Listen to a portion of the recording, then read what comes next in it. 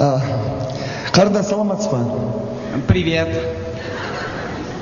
Не, мысығың әдемі екен. Чё? Мысық әдемі екен. Мысық емес қой, кот десеңізші. Жоқ, енді қарындас, бұның қазақшасы мысық дейді бізде қазақтарда. Жоқ, кот дейіңіз. Мысық десеңіз ренжиді. Кот дейіңіз. Кот. Кот. Кот. Кот. Кот болса кот. Бұл қалай болады екен қазір? Не қой қарындас? Жалпы котыңыз өзіңіздікі ме?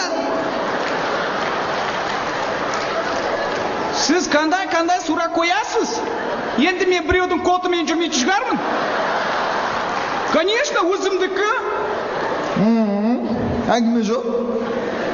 Котыңыз кішкентай екен, А өзімнің денеме жарасады, сізде бұндай кот та жоқ қой?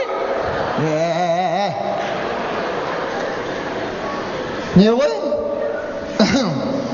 Өзіңіз қап-қарасыз, котыңыз аппақ екен, Соған қарағанда күнге шықпайды ау дейм, Конечно, котым квартирадан шықпайды вообще.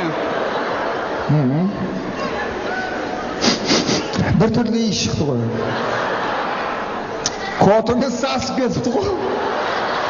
Бұлай өзі котыңызды жуасыз ба өзі? Кот болған екен, конечно, жуасын. Таңертең кешке котымды 2 рет жуам. Жалпы котымды таза ұстайын десеңші. Қарындас, не ғой? Аңғайсыз болса да айтайын, енді айтуға тура келіп тұр енді. Котыңызды бір ұстап көрсем бола ма? Сіз танымайтын қыздың котын қалай ұстайсыз? Менің котымды ешкім ұстамаған. Тем более котымның қытығы бар.